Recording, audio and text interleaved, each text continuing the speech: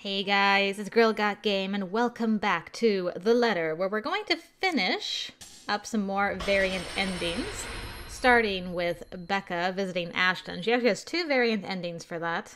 I'm going in a little blind with the first one because the choices guide I was following follows the true ending to get the first variant, but I found another one that's kind of a general outline for getting some of the variant endings, and that one doesn't require the true ending. So I don't have a choice for choice thing going forward, but hopefully it's enough that I can still get that ending in the end. So wish me luck. I'll bring you in if something changes, guys.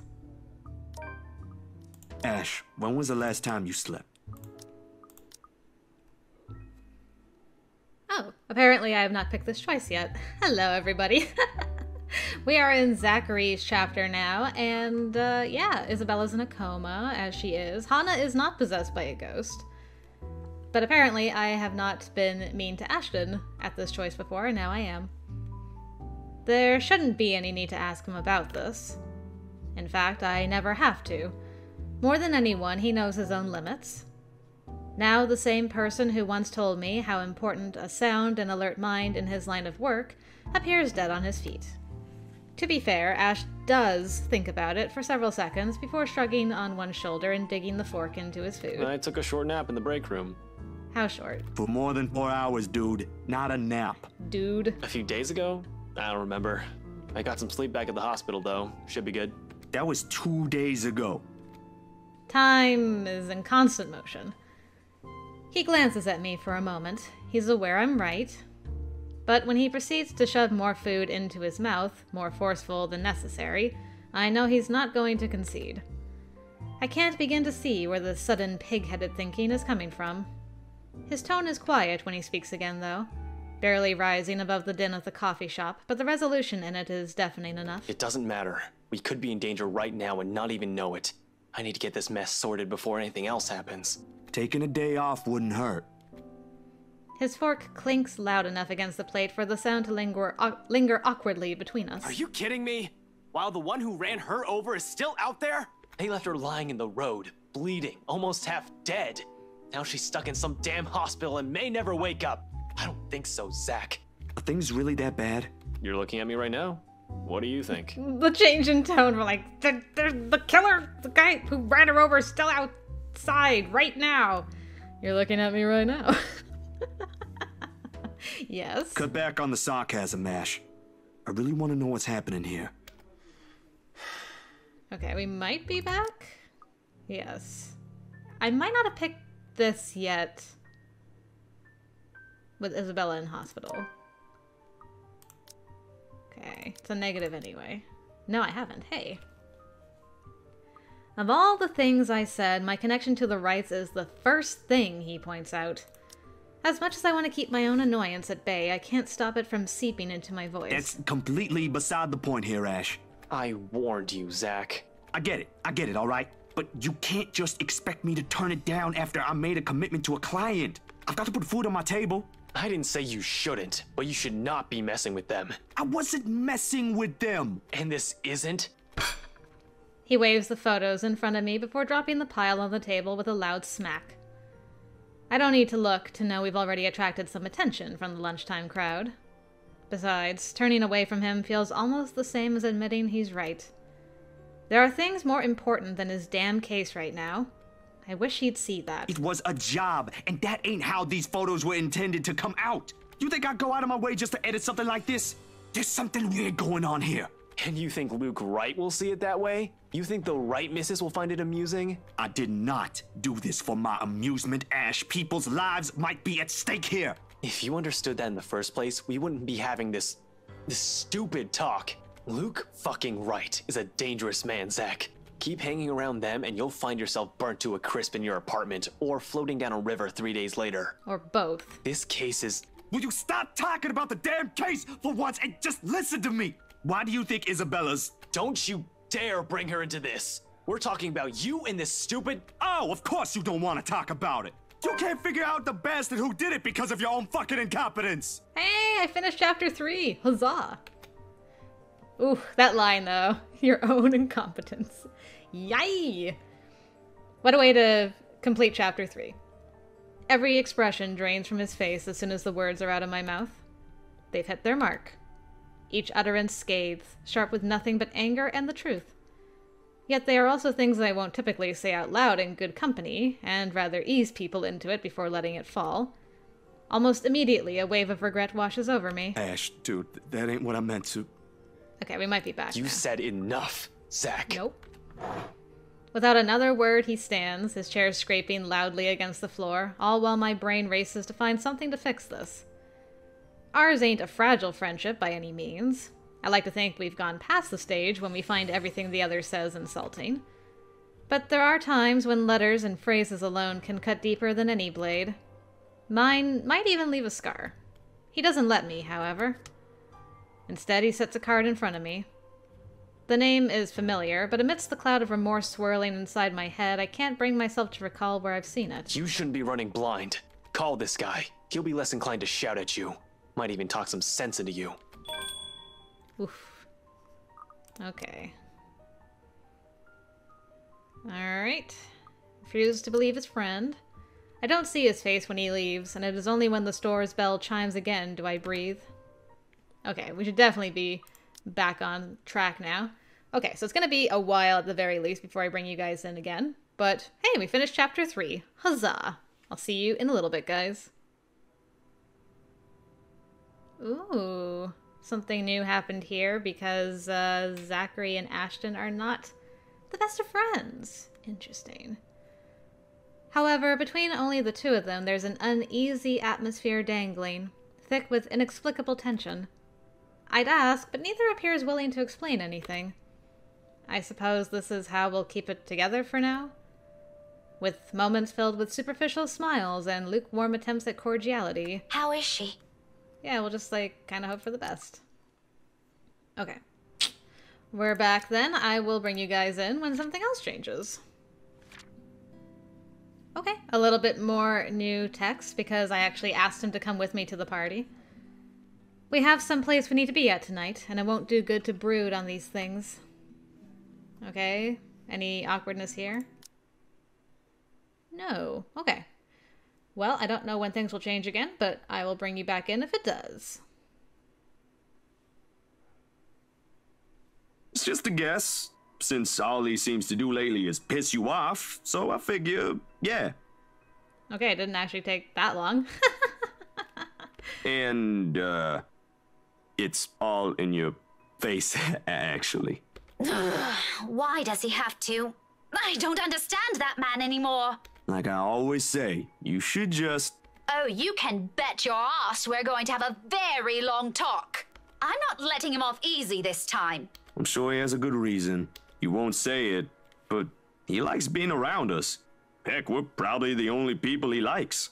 He ain't gonna ruin that for something stupid. He can be dense, but he ain't dumb. Alright, thanks, Zach. Well, I'm knocking off some nodes, so... That's Is there some truth good. to it then? I'm also, like, destroying my relationship with Luke, but that's fine. Okay. Well, we'll see if anything else changes as I go through this. See you shortly. What is she talking about, Luke? What does she mean? Okay, well, we've just blasted through the last couple of chapters, really.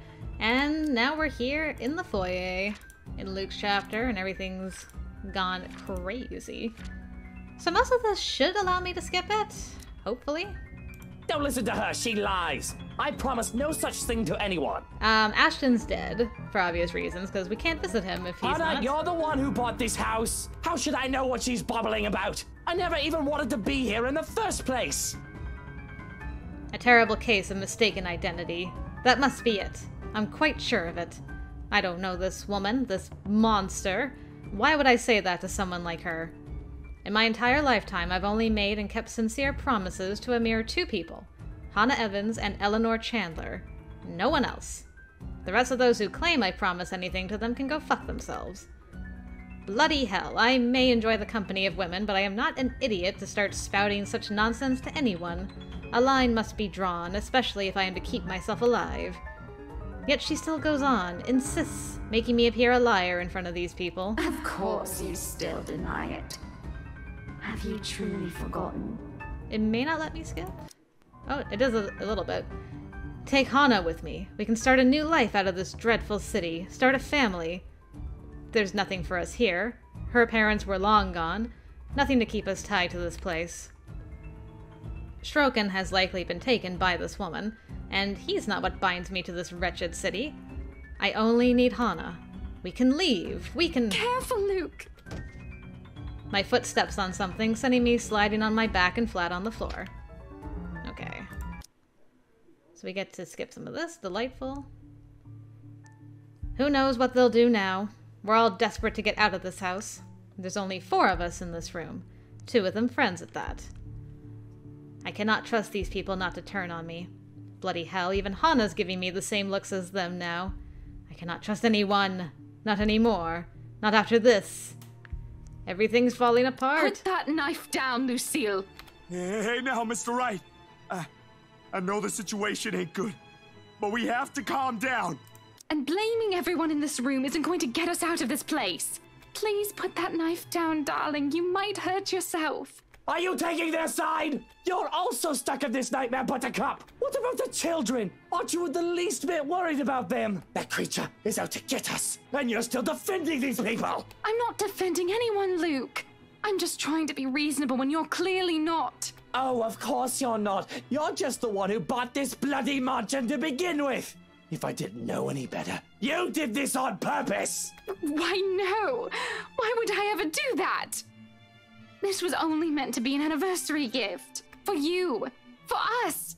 For the family we're going to have. Right, anniversary gift. Oh, here's your gift, darling. Oh, by the way, there's a curse included in that package. I hope that's all right. Are you really that eager to get rid of me, Hana? Because if that's what you've been meaning to do all this time, you might as well just put a knife in my back while I'm... Suddenly, Hana steps up and slaps the knife away from my hand. Said knife slides uselessly under the table out of my reach. Before my mind registers what's happening, a sharp blow explodes on the side of my head, sending me reeling backwards. Get it, girl. She merely stands before me afterwards, without even batting an eye, glaring at me as if she might just rip my head off in this instant. Sometimes I forget. Don't you dare, Luke. Don't you dare imply I've ever thought of you that way. That Hana is never the weak woman I believed her to be. How did I come to think of her as such? She used to be someone I can look up to, isn't she? When you look at her now, the way she stands tall facing a man like me, the same way she has done so all those years ago, I can't help but think, am I not responsible for taking that part of herself away from her?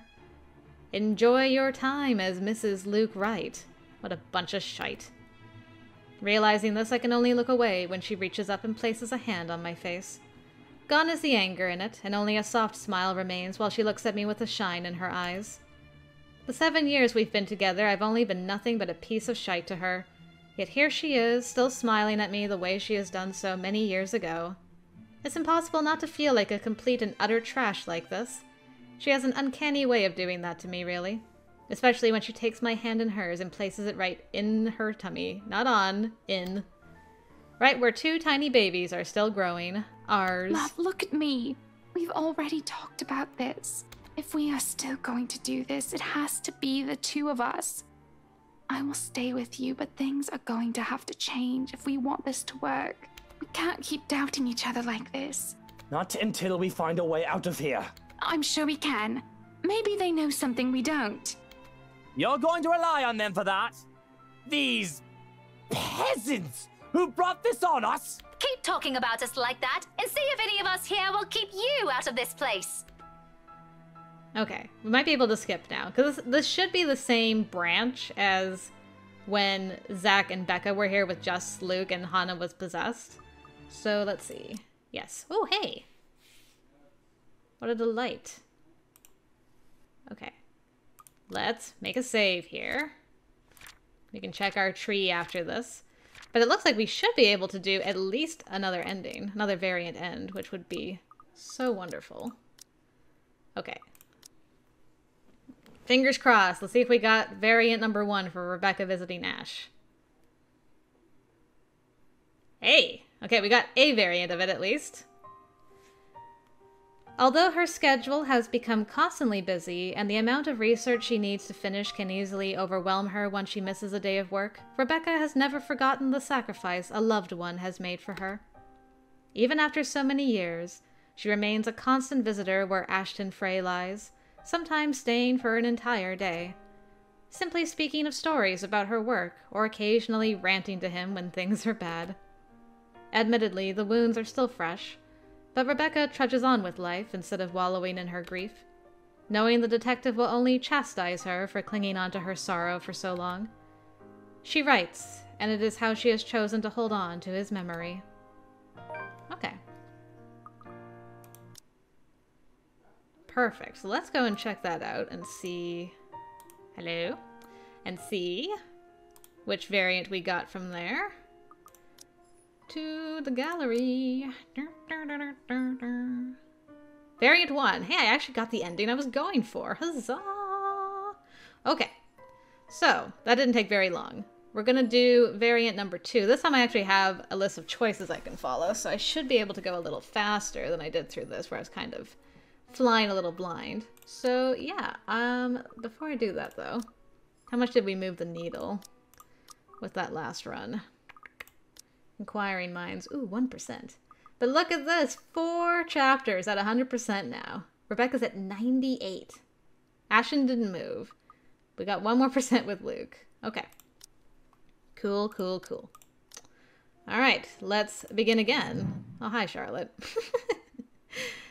Thanks for sending us off in style. Okay. I will see you guys in a bit once again. Rebecca, you've been a good friend to me all these years. But Oh, hey! A new node for Ashton Frey. Huzzah. That's actually happening. Okay, so I went through all the chapters till Ashes, obviously. And it looks like we are on the right track.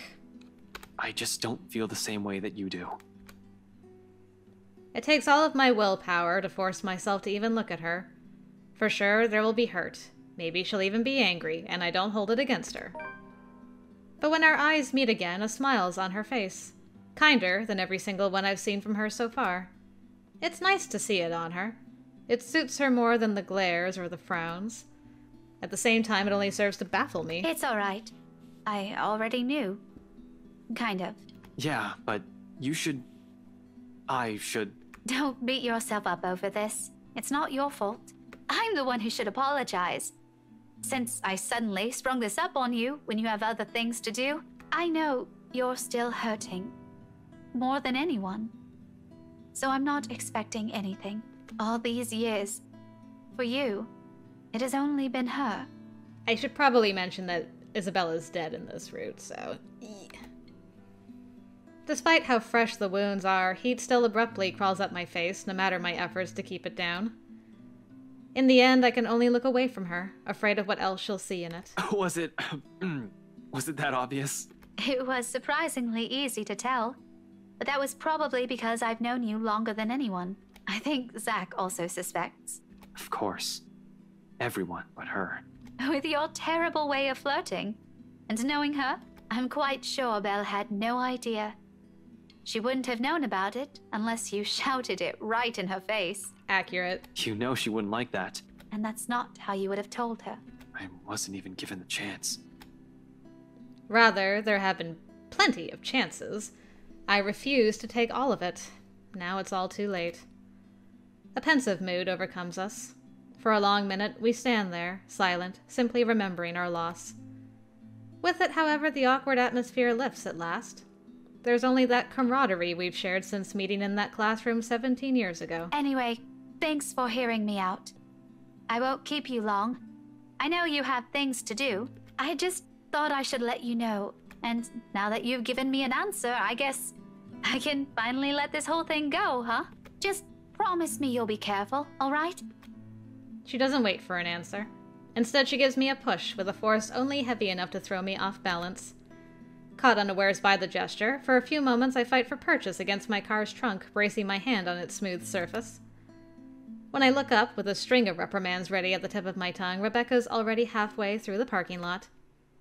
There's a small skip in her steps, while the breeze carries the light tune she's whistling. On a whim, I let its notes be the last thing I commit to memory before slipping inside my car and driving off.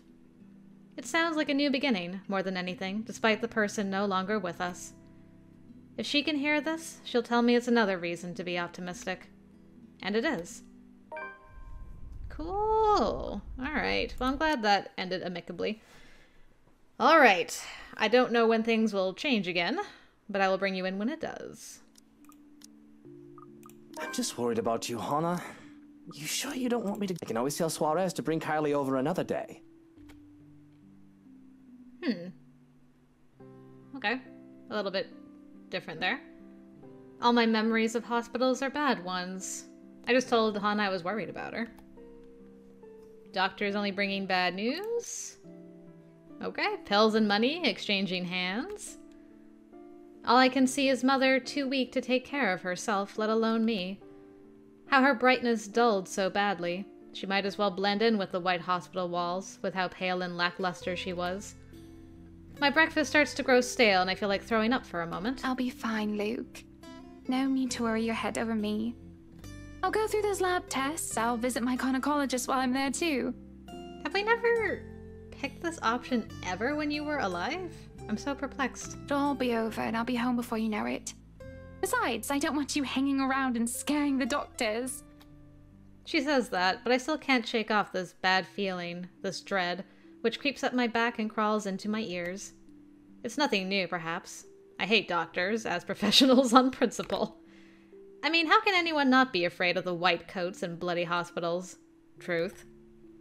They know about how to help people, that is a given, but it's entirely logical that they know how to do the complete opposite. With their intimate knowledge of the human body, they'll be able to break as much as they mend. Who's to say that we're safe behind the doctor-patient confidentiality? Can we trust the drugs they give us? I don't think I can so easily put my life in the hands of another human being. Doctors are the scary ones, not me.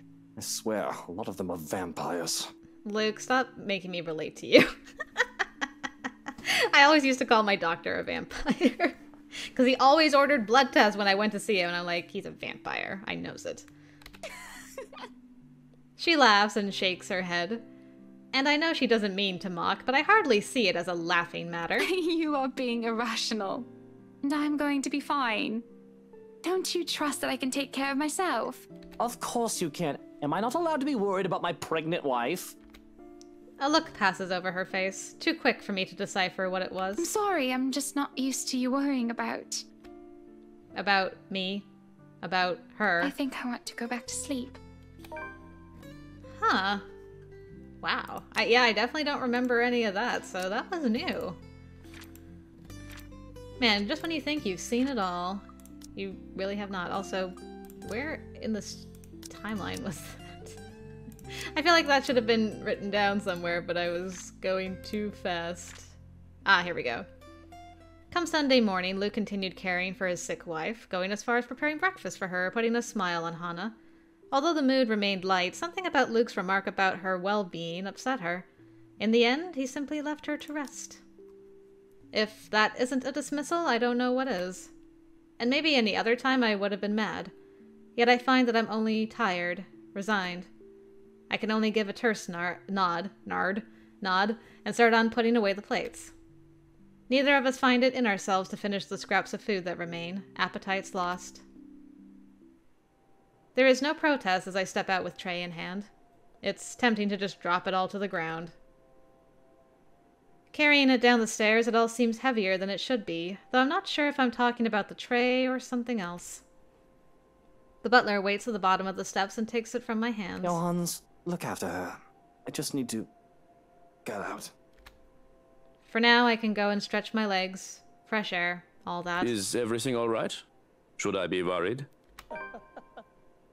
A nervous laugh escapes my mouth as I remember the last time I was asked that question. McCullough had thought me shaken when that photographer was cozying it with Hannah. Whatever I felt then, this is much worse. Do I look like I need a serious drink? What? Pardon? Nothing. I'm fine. I just need to breathe. Huh, how very interesting. Okay, well that gave quite a bit of extra stuff. I am most pleased. Okay, I'll bring you in if something else changes. Okay, I'm not allowed to skip here, so apparently I should have read this and then the next line. So here we are in the foyer with the ghost around, with her hands around Hana's throat. And I chose to remain silent instead of demanding her release. I want to rage and scream, but my tongue feels fuzzy in my mouth. The fight is gone from me and I can't sound out any protest. Anything I try to say dies off in my throat, and I'm paralyzed by the way the woman looks at me, the way she has her hands around Hana's neck. Perhaps it is for the best that I keep quiet anyway. I know for a fact that one shouldn't aggravate a hostage taker. There is no winning an argument with someone who holds a life easily taken. Though is there any reasoning with a monster? She looks far too gleeful, far too deranged to be all there.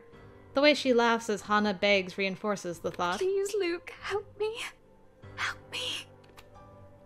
When did this all become so fucked up? A strangled cry racks my body when Hana truly starts to beg for her life. And I only stand there, a coward without a tongue or the slightest hint of heart. Please, don't hurt us. Please, my babies, they don't deserve this. Please have mercy, I beg of you. Wow, I don't think I've ever heard Hana plead for her children before. Oh God, I'll do anything if you just... She's cut off as the woman's fingers tighten around her throat. To think that she's heard her pleas. To find out she's with children. Does she feel nothing? Is she so heartless to hurt children, unborn they may be? Oh yeah. A hush settles over the room as she speaks up. Her voice is but a whisper and deathly slow, and I'm hard-pressed to hear it over the pounding of my heart in my ears. She speaks, the woman from the gardens, and the servant girl from the ballroom, from the hallucination, vision, memories, whatever they were. Will you not speak up for her? Will you not try to save your beloved wife? I cannot stop the heat from flooding my cheeks, shame turning me red and making me grit my teeth in anger. And that same anger sets a fire in me, burns through the fear. It spurs me on to call her out, because of pride. Why? Will my words hold any sway? Who's to say you won't snap her neck the moment I take one step? Do you take me for an idiot? I take you for a coward. Nothing but a spineless coward. How very interesting that all developed. Unwilling to risk Hana's safety, Luke kept quiet, to her disappointment. Although the woman eventually released his wife, there was anger and contempt in her face. All of a sudden, the whole house shifted. In a blink, blood and gore was everywhere. It seems she's found what she's looking for, and that she has no further use for Hana. A hand on Hana's back sends her falling down the stairs. I move to catch her, and that sends us both sprawling at the foot of the stairs. With my back to the ground and her on top of me, the pain doesn't even register in my head. All I can worry about is Hana and the baby's well-being as I pull the both of us off the ground and away from the stairs. Away from her. But it seems my sin is too grave, my blunder too big, that she can only look at me with disappointment and betrayal on her face. And though she doesn't completely shy away from me, the hold she has on my arm is light, ready to let go of me at a moment's notice. Much like I had easily let her stay as a hostage. It is only fair, I suppose. I am nothing but a coward in her eyes. A sorry excuse for a man who can't even muster up the courage to protect his wife and children. And cowards cannot be trusted. I'm so sorry, Hana. I was so scared. You were scared? You weren't the one up there, Luke! Yes, but you're safe now, aren't you?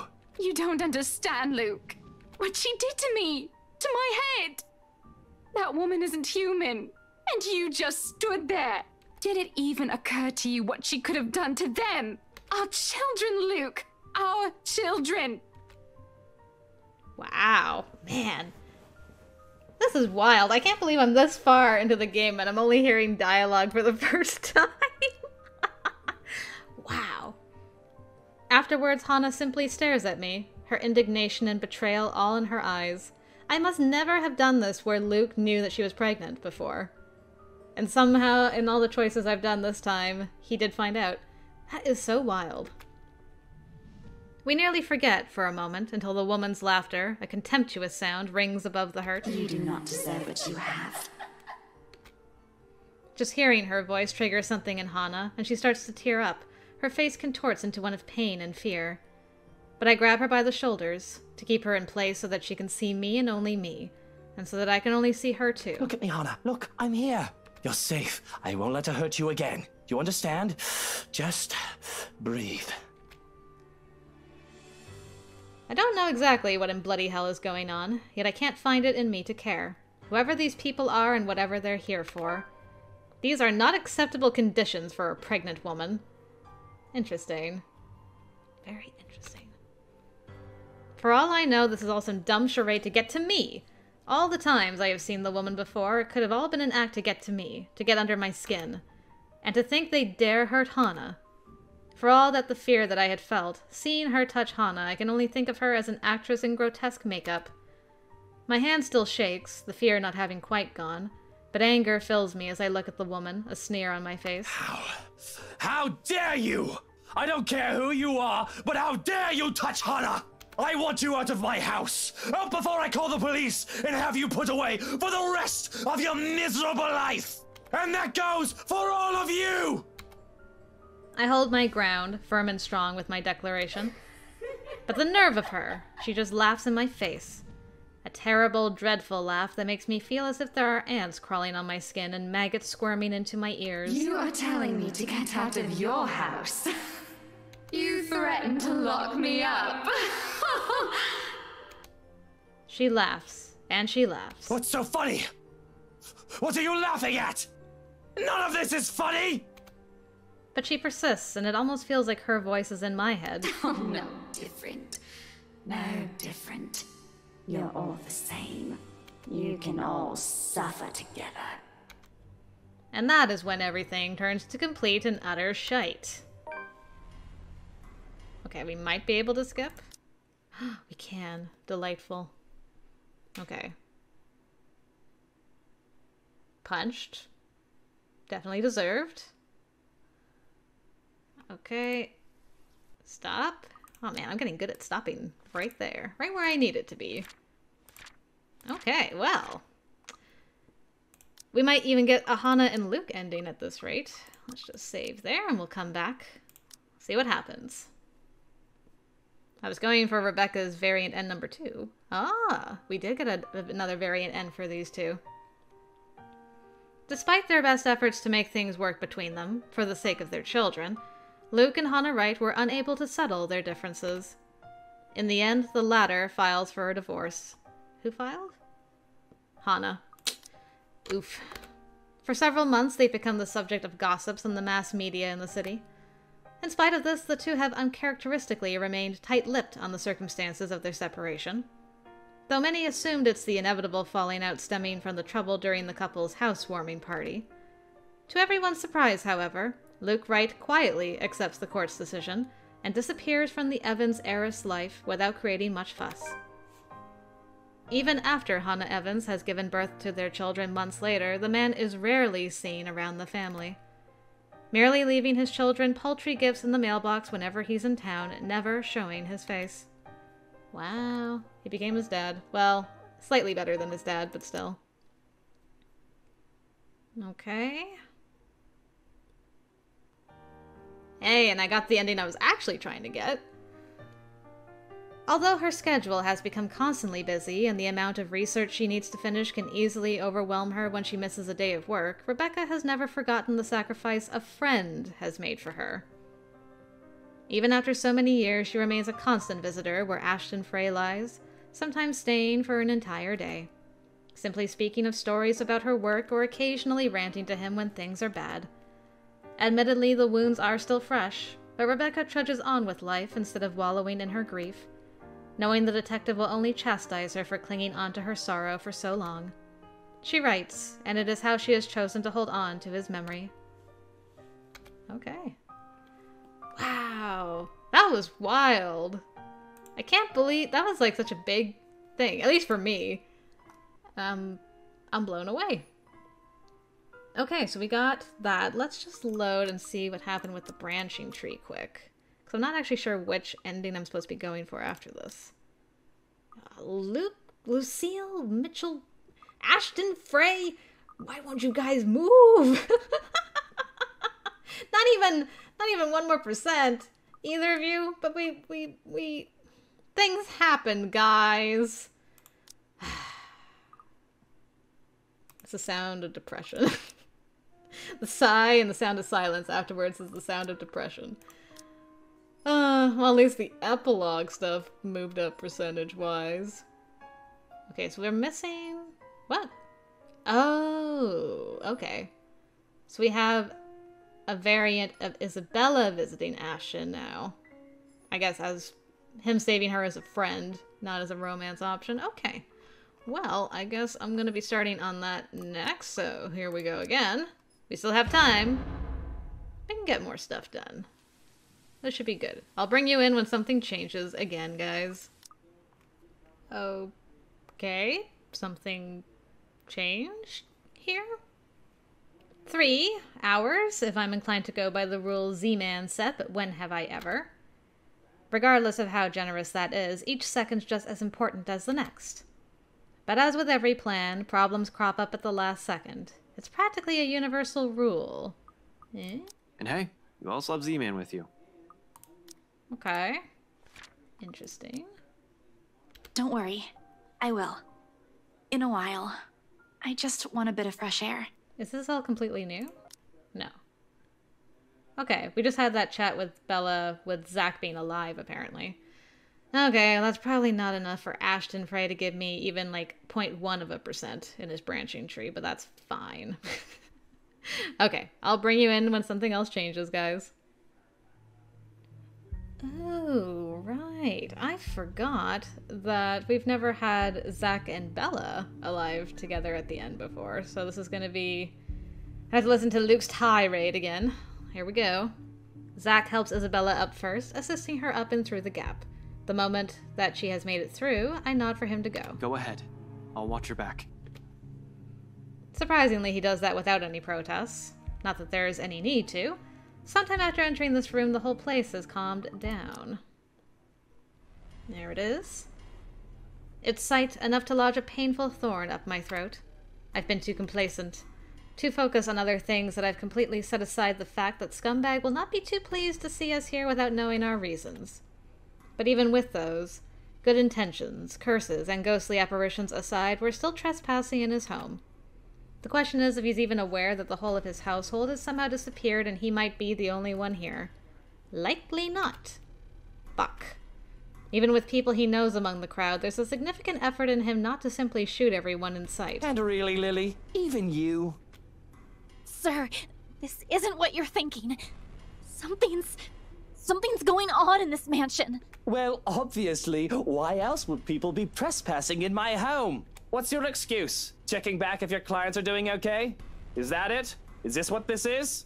Oh, we're doing good, by the way. Sir, please. Oh, please what? We need to get out of this place. You need to leave. Tut, not a good enough excuse, darling. You people are the ones who need to get out of my sight. Don't worry, I always consider pressing lighter charges if it's a woman I have to deal with in court. Can't say the same for the rest of you. But really now, I swear the people of this city need to be taught the meaning of privacy. This is how you want to start the week. Why don't we just go with a bloody massacre if we want to surprise people in their homes, huh? Casually, he waves the handgun at them as if it's just a mere toy and his words are no threat. The safety's off on his. Nothing stopping him from pushing through with his words. Call me paranoid, but at the slight gesture I draw my own and level it at him. Finger on the trigger and ready to release the safety catch in case things go south. Okay, so we should be able to skip again now. Sorry about this. I really don't have time for you. Yeah. Okay, so... they hugged and things. I don't know if you remember seeing that hug. Look at that. Aww. So cute. Too bad it's all over now.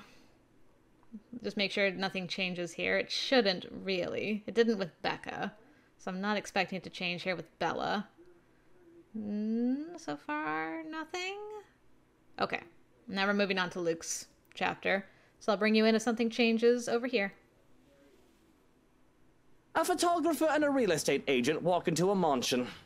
Boom! And we're back! Alright, well. Nothing changed until the foyer scene, because, you know, Luke, he's gotta make his big dramatic joke announcement. I am here.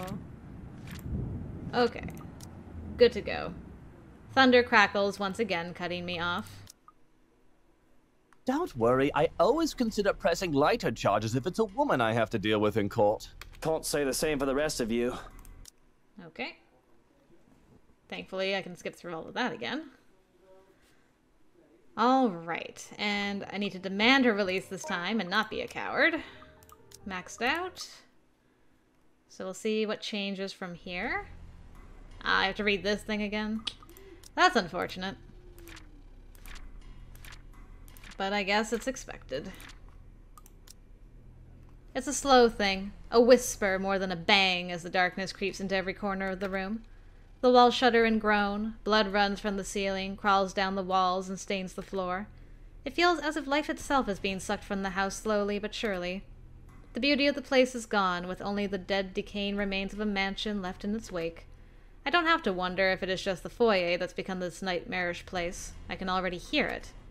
Gone are the growling of thunder and the lashings of rain and wind against the foyer's high windows. All of it has been replaced by a more grating sound.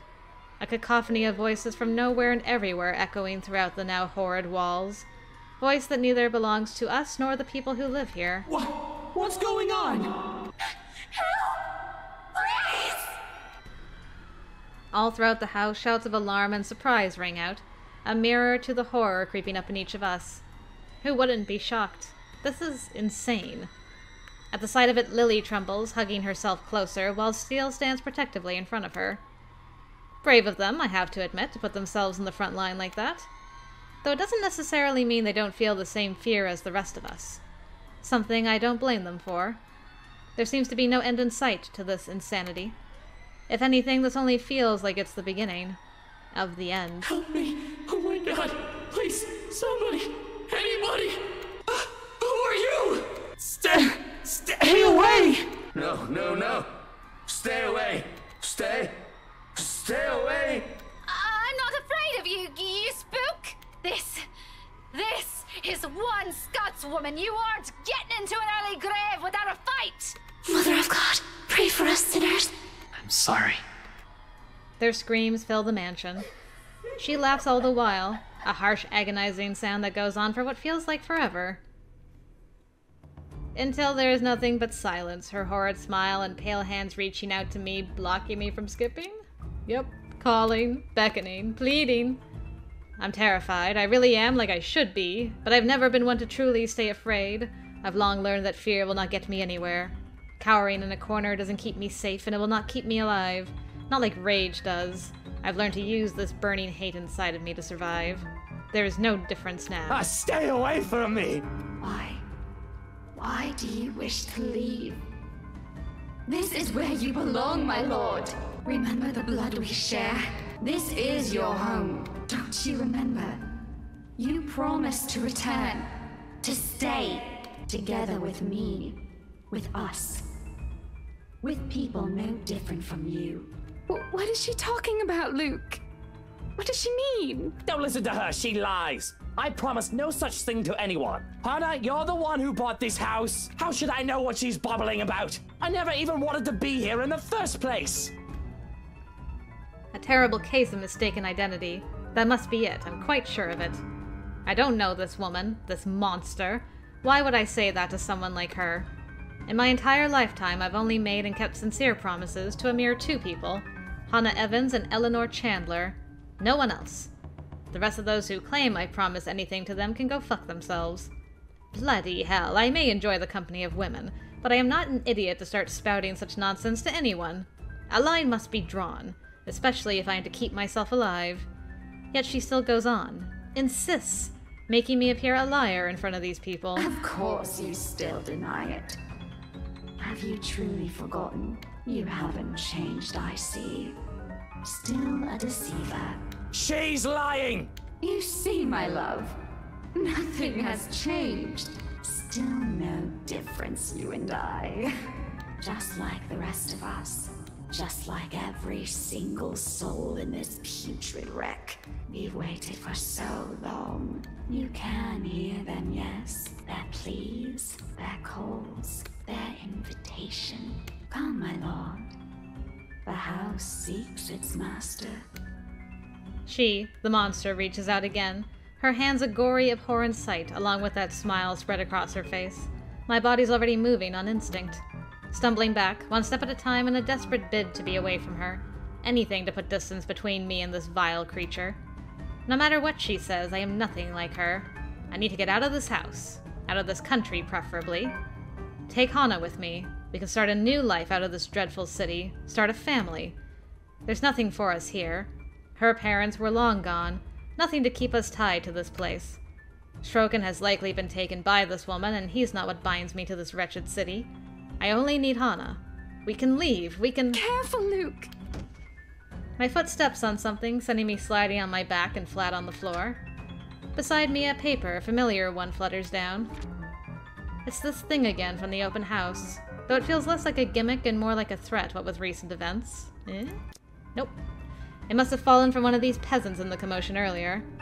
For a moment they appear conflicted to see it in my hands, but wisely keeps their opinions to themselves. Leaving the damn thing to simply bear its grisly message for everyone in the room to see. Help me. Help me. Help me. Is this it? What they've been telling us? Why everything in my life has gone to shite because of some stupid old letter? An invitation indeed. One I am not willing to accept. Not any time. From the top of the stairs the creature moves again, drawing my attention back to her. Her gait remains slow and awkward as she walks forward, that smile never leaving her. But I won't give her the chance. I am not dying here. I certainly am not giving myself to a hideous creature like her either. Adrenaline kicks in, and despite panicked gasps and worried glances from the other people here, I pay them no mind as I reach for the main door, and without warning, it slams open, revealing not the Monchan grounds like I am expecting. Before my mind can even comprehend what's happening, black tendrils have already coiled tightly around my limbs, dragging every person in the foyer into the room. None of us even get to scream when darkness completely envelops us upon the doors closing. Understand where your place is now, my love. You belong here. Is it so difficult to grasp? We've been waiting. There's a moment of panic when the feeling of the tendrils around my limbs finally dissipates. I don't think we'll be able to skip this either. This is probably a whole new branch. Which, if you give me a % at least, Luke, I will be okay with. So you better at least give me that. As soon as my eyes adjust to the darkness of the room and I'm on my feet, I'm reaching for my knife and holding it out, watching, waiting for every movement. Using it as a way to put distance between me and these peasants. Who knows what they'll do now? We're all desperate to get out of this house. There's only 4 of us in this room. 2 of them friends at that. Nope. I cannot trust these people not to turn on me. Bloody hell, even Hana's giving me the same looks as them now. I cannot trust anyone. Not anymore. Not after this. Despite the pleading looks Lily shoots my way while she huddles in the corner behind Steel. But I have to remind myself that even people like her are capable of doing the unpleasant. She's only human, after all. It's never an excuse. Why, even Hana has her cunning, manipulative moments, though she does it much subtler than I. Why else would Lily show this letter to us that day if not to save herself? I guess that backfired on her now that she and her friend are also stuck here. Still, I have every right to be livid. Everything. Everything that I've built has fallen apart. All because these people came into our lives. You! All of you! This is all your fault! If I've died to this bloody curse, I'm taking you all down with me! Put that knife down, Lucille! Hey now, Mr. Wright. I know the situation ain't good, but we have to calm down. We're all in the same boat here. You shut your mouth! If it weren't for you, or this letter, for all of you, none of this would have happened! And blaming everyone in this room isn't going to get us out of this place. Please put that knife down, darling. You might hurt yourself. Are you taking their side? You're also stuck in this nightmare, Buttercup. What about the children? Aren't you the least bit worried about them? That creature is out to get us, and you're still defending these people. I'm not defending anyone, Luke. I'm just trying to be reasonable when you're clearly not. Oh, of course you're not. You're just the one who bought this bloody Monchan to begin with. if I didn't know any better. You did this on purpose! Why, no! Why would I ever do that? This was only meant to be an anniversary gift. For you. For us. For the family we're going to have. Right, anniversary gift. Oh, here's your gift, darling. Oh, by the way, there's a curse included in that package. I hope that's all right. Are you really that eager to get rid of me, Hana? Because if that's what you've been meaning to do all this time, you might as well just put a knife in my back while I'm... Suddenly, Hana steps up and slaps the knife away from my hand. Said knife slides uselessly under the table out of my reach. Before my mind registers what's happening, a sharp blow explodes in the side of my head, sending me reeling backwards. She merely stands before me afterwards, without even batting an eye, glaring at me as if she might just rip my head off in this instant. Sometimes I forget. Don't you dare, Luke! Don't you dare imply I've ever thought of you that way! That Hana is never the weak woman I believed her to be. How did I come to think of her as such? She used to be someone I can look up to, isn't she? When you look at her now, the way she stands tall facing a man like me, the same way she has done so all those years ago, I can't help but think, am I not responsible for taking that part of herself away from her? Enjoy your time as Mrs. Luke Wright. What a bunch of shite. Realizing this, I can only look away when she reaches up and places a hand on my face. Gone is the anger in it, and only a soft smile remains while she looks at me with a shine in her eyes. The 7 years we've been together, I've only been nothing but a piece of shite to her. Yet here she is, still smiling at me the way she has done so many years ago. It's impossible not to feel like a complete and utter trash like this. She has an uncanny way of doing that to me, really. Especially when she takes my hand in hers and places it right in her tummy again. Right where 2 tiny babies are still growing. Ours. Love, look at me. We've already talked about this. If we are still going to do this, it has to be the 2 of us. I will stay with you, but things are going to have to change if we want this to work. We can't keep doubting each other like this. Not until we find a way out of here. I'm sure we can. Maybe they know something we don't. You're going to rely on them for that? These peasants who brought this on us? Please stop! All of you stop this! All of who? They were having a nice conversation. To hear Lily speak out loud, I can't say I'm not surprised. I guess Hana did belt Luke across the face, though, so... She has always given me the impression of someone so meek from the moment I've met her, either from her inexperience or her station in life. She has never struck me as someone fitting to be a real estate agent. Until now. Quietly, she puts herself between us, cutting whatever scathing words we've yet to hurl at the other. The way she glares at me reminds me a little of the way my own mum would look at me. Particularly when I've done something wrong, and it's not a stare she's unused to showing. She has done this before, probably, to a younger sibling. Huh. If she only sees us now as a pair of squabbling kids and not 2 mature adults, well, that's only to be expected. No doubt that's how she sees us. For a long moment, there's only silence in the room. Steele, the big oaf, doesn't even dare break it, merely watching us. Too soft. Not that it matters when Lily starts speaking again, after some of the anger and tension has lifted from the room. Stop this, please! With or without that damn piece of paper, A deep breath. An exhale. And then she closes her eyes, a crease forming between her eyebrows while she grips her hand tightly in front of her. We still would have ended up in this mess. The atmosphere that descends into the room right after that admission is anything but pleasant. Can I call it that? An admission? It seems like it from the way her eyes nervously flick between her friend and I. She appears to know more than she lets on, and how she makes herself appear smaller after dropping that bomb on us doesn't sit quite well with me. And patience is something I don't have the luxury of having right now and bestowing upon other people. What else does this girl know? What else is she not telling us? Because from the looks of this, even her friends has no idea what she's talking about. Unwilling to wait, I grab her arm before she retreats without explanation, waving the letter still in my hand in front of her. Ow! Sir, you're hurting me! Sir, you don't need to take your anger out on every single person. Aw, Zach. Your friend is hiding something!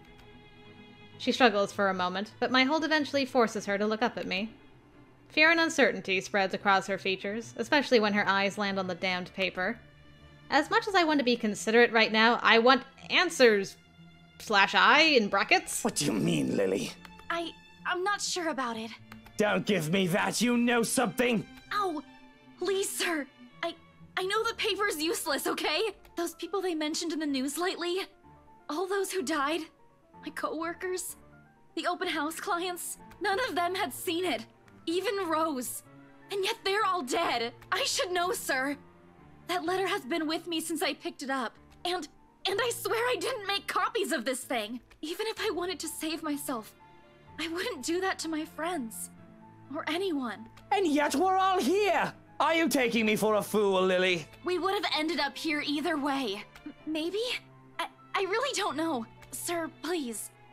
All I know is that paper isn't the reason why all of this is happening. There's something else that... This place.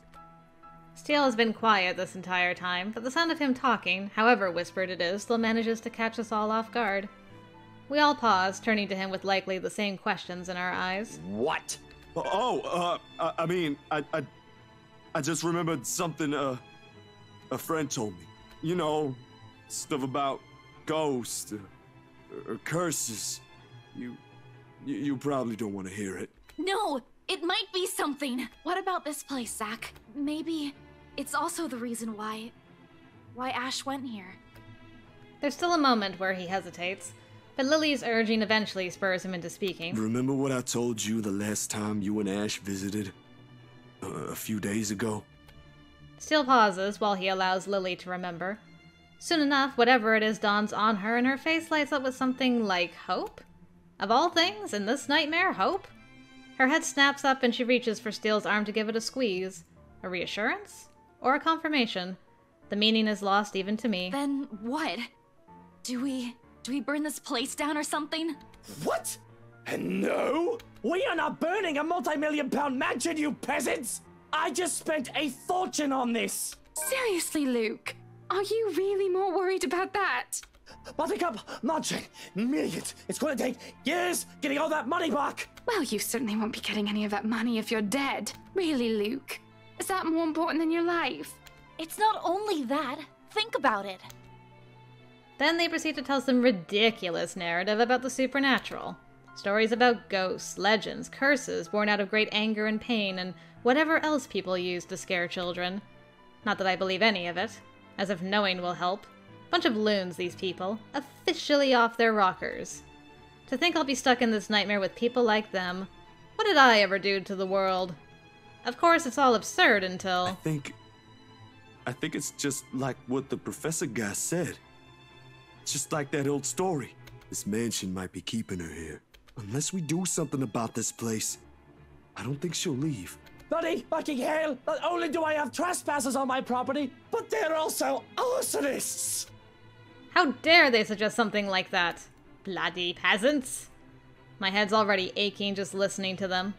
To think this is all the solution they can come up with, I should have just stabbed all of them and made a run for it. It doesn't help that with each second we spend talking here, the crazier this whole place gets. It's interesting, so they don't even suggest sacrificing Luke to the ghost without Becca. So Becca's very important. As far as a character being alive. The voices have become louder and somehow sounding more vicious. If the things in this room start floating, mark my words, I will fucking flip out. And they may not be thinking of it right now, but eventually, they'll turn on me. Such is the nature of humans. Better find a way out of this place as soon as possible if I want to stay alive. Fuck, I still have so much to do.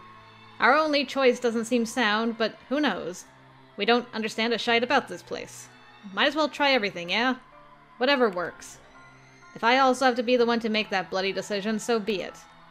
Less room for errors with the only sane one doing the thinking. On the off chance I'm wrong, well, they suggested it. I am going to regret this, I will. But with these cries growing louder, this has become the easiest decision I have ever made. I'm getting tired of hearing her sobbing, really. It's just irritating. Isn't she getting tired of it? Besides, someone has to act fast, think fast, and what else is the root cause of our problems but this place where the letter was found? Interesting, so because he has no one to take his side as far as burning the letter, he's going to burn the mansion down. No need to make things more complicated. It started here, why won't it end here? If what Lily has said is true, then there's all the more reason to destroy it. Put an end to this madness before someone thinks of putting this blasted place up in the market. When I get out of this place, I swear I'm suing a bunch of people. Run that estate company to the ground if need be. We spent millions, damn it! Millions! With a sigh and perhaps a heavy heart, I open one of the drawers in my study table, taking a bottle of liquor out for myself, then passing it on to every occupant in the room. They accept it, but not without a look of protest or a confused glance my way. It does shut them all up, so maybe I've done something good. Luke, this isn't the time! Even more when I pop the cork off the bottle and pour its contents on the floor. Well, what are you simpletons waiting for? We waste no time dousing the whole room, the smell of alcohol filling the air. If I didn't know any better, I'd say they're more than eager to set this whole place on fire. And the blaze catches easily in this room when I set it alight, using the blasted paper as kindling. With the whole place drenched with wine and all manner of things alcoholic I've been hiding from Hana, the small fire soon turns into an inferno. In a matter of seconds, we're out the door. Okay, we might be able to skip from here. We can. Oh, delightful. Good, good, good. Alright, alright. Perfect. Hey. Nailed it again with the stopping part. Despite initial protest, Luke agreed with Isabella and Zachary. Okay. Make another save. Boop. And let's see if we got that variant end that I was trying for. I don't know if I got anything else along the way, but we'll find out. Alright, we did get it. Although Isabella has already taken the first steps towards her dream, she has never forgotten the sacrifice her friend has made for her. The same one who has quietly encouraged her, despite his careless words. Even after so many years, she remains a constant visitor where Ashton Frey lies. Sometimes staying for an entire day, simply speaking of the mundane, exchanging jibes with the man as if he is still there with her. The wounds are still fresh, she can never deny that. There will always be a part of her that will carry the grief of losing him, and another that left with him. But Isabella soldiers on with life instead of wallowing in her grief, knowing the detective will only tease her for sulking so long. She paints, and it is how she has chosen to remember him. Okay. We did it! Woohoo! Alright. Let's check our gallery, because that's going to be our last ending for today. Yes, we did it. Hey, look! 100%! Woohoo! With the romance endings! Oh boy, we have a lot in the individual bad to do. Ooh. Ooh. Ooh. Okay, well. I guess we'll be working on that next time. But huzzah! We actually did a thing. Let us look at the branch. Luke, you better give me at least 1%. I swear.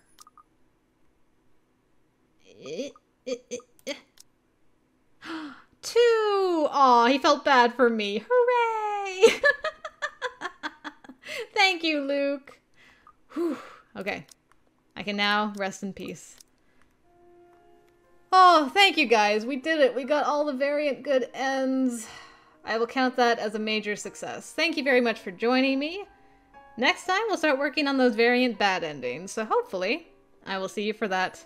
Until next time, I will see you later.